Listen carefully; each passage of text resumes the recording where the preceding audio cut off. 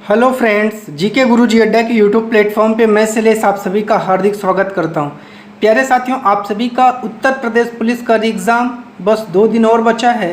उसी को ध्यान में रखते हुए आज हम लोग हिंदी के फिर कुछ महत्वपूर्ण प्रश्नों को देखने वाले हैं, साथ ही कुछ इंपॉर्टेंट चीज़ों को भी देखेंगे। वीडियो को अंत तक जरूर देखिएगा। चैनल पर नए हैं तो सब्सक्राइब करिएगा, वीडियो को लाइक करिएगा और अपने दोस्तों तक शेयर करिएगा। कह रहा है पहला क्वेश्चन, इनमें से कौन सा अयादी संधि है? तो आपको बताना है नयन जो है ये आपका अयादी संधि का उदाहरण है। अगला कह रहा है उत्पत्यका का अर्थ क्या है? तो पर्वत के पास की जो भूमि होती है उसे उत्पत्यका कहा जाता है। अगला क्वेश्चन कह रहा है आँखों की किरकिरी होने का अर्थ क्या है? अप्रिय लगना, इसे ही कहा जाता है। अगला कह रहा है मुकुंद किसका पर्याय है? विष्णु का पर्याय है मुकुंद, याद रखिएगा। अगला क्वेश्चन कह रहा है चोर की दाढ़ी में तिनका मुहावरे का सही अर्थ क्या होता है? अपराधी का शंकाग्रस्त रहना। अगला क्वेश्चन कह रहा है समिष्ट का विपरीतार्थक क्या है? विशिष्ट नहीं है, अशिष्ट नहीं है, तो आगे चलते हैं व्यशिष्ट है। क्या है? व्यशिष्ट है। आगे चलते हैं जो एक स्थान पर टिक कर नहीं रहता उस वाक्य के लिए एक शब्द क्या हो जाएगा? यायावर उसे कहा जाता है। ठीक है, क्या कहा जाता है? यायावर। आगे कहा जाता है हिंदी दिवस कब मनाया जाता है? 14 सितंबर को, 5 सितंबर को शिक्षक दिवस, 2 अक्टूबर को गांधी जयंती, 26 जनवरी को गणतंत्र दिवस। किस रस को रसराज कहा जाता है? श्रृंगार रस को रसराज कहा जाता है। आगे कह रहा है बिहारी किसके लिए प्रसिद्ध हैं? बिहारी दोहा के लिए प्रसिद्ध हैं, याद रखिएगा। आगे कह रहा है जो अच्छे कुल में उत्पन्न हुआ हो, इस शब्द समूह के लिए एक शब्द क्या कहलाता है? कुलीन कहलाता है, याद रखिएगा। आगे कह रहा है इसमें आकाश का सही पर्याय है व्योम, आकाश, गगन, नभ, अंबर। अष्टछाप के कवि नहीं है, आपको बताना है। तो नाभादास जो हैं ये आपके अष्टछाप के कवि नहीं हैं, ये बाकी तीनों अष्टछाप के कवि हैं। उत्साह किस रस का स्थायी भाव है? तो वीर रस का स्थायी भाव है उत्साह। आगे कह रहा आदिकाल में पहेलियाँ लिखने वाले कवि कौन थे? आपको बताना है। तो आदिकाल में जो पहेलियाँ लिखने वाले कवि हैं तो वो हैं आपके खुसरो। आगे चलते हैं। आगे कह रहा है मुद्री का तत्सम रूप क्या होता है? मुद्रिका होता है, याद रखिएगा। आगे क्वेश्चन कह रहा है संश्लेषण विधि में सिखाने की प्रक्रिया या सीखने का सही क्रम क्या होता है? कभी आपसे ये भी पूछ लेता है। तो वर्ण, शब्द और वाक्य होता है, याद रखिएगा। प्रयोजन का समानार्थी शब्द नहीं है, आपको बताना है क्या हो जाएगा? हेतु गलत है, लक्ष्य गलत है। आगे हो जाएगा नियोजन, क्या हो जाएगा? नियोजन।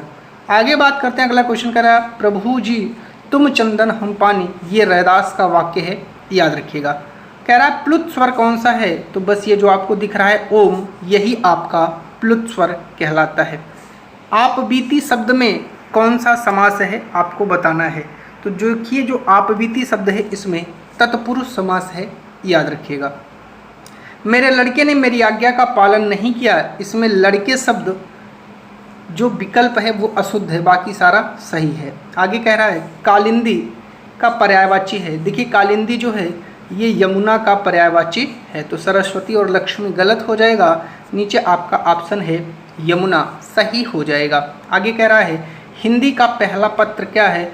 उदंत मार्तंड पहला पत्र है, याद रखिएगा। अगला कह रहा है कवि का स्त्रीलिंग क्या होता है? कवयित्री होता है, याद रखिएगा। डी वाला ऑप्शन आपका सही हो जाएगा, कई एग्जामों में आया हुआ है।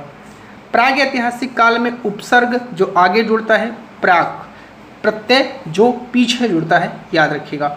आगे कह रहा है इनमें से कौन सा जातिवाचक संज्ञा से भाववाचक संज्ञा का सही उदाहरण है? दानव से दानवता।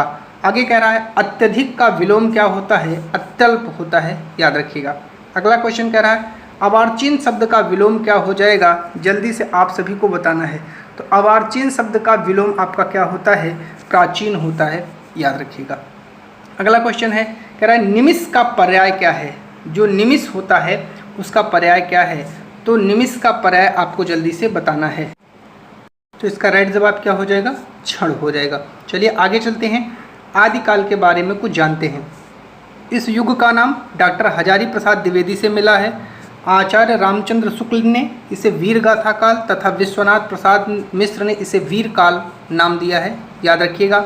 आगे कह रहा है इस काल के समय के आधार पर साहित्य का इतिहास लिखने वाले मिश्र बंधुओं ने इसका नाम प्रारंभिक काल किया और आचार्य महावीर प्रसाद द्विवेदी जी ने बीजोपन काल किया है।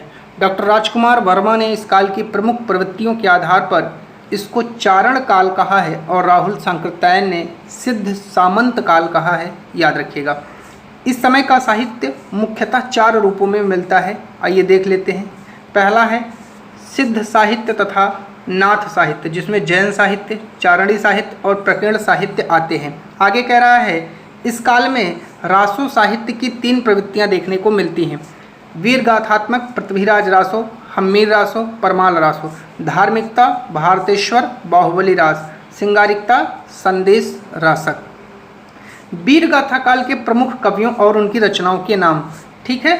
दलपति विजय, खुमान रासो, चंद्रवरदाई, पृथ्वीराज रासो, सारंगधर, हमीर रासो, नल्ल सिंह, विजयपाल रासो।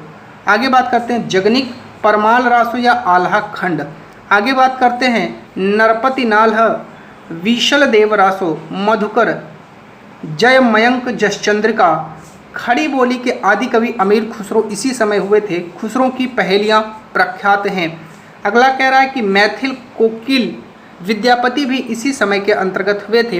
विद्यापति की मधुर पदों के कारण इन्हें अभिनय जयदेव भी कहा जाता है। इतनी सारी इंपॉर्टेंट चीज़ें आप सभी को इस वीडियो में सीखने को मिली हैं, ठीक है। अगर आप लोग चैनल पर नए हैं तो सब्सक्राइब करिएगा, वीडियो को लाइक करिएगा। चैनल पर जुड़ने के लिए बहुत बहुत धन्यवाद।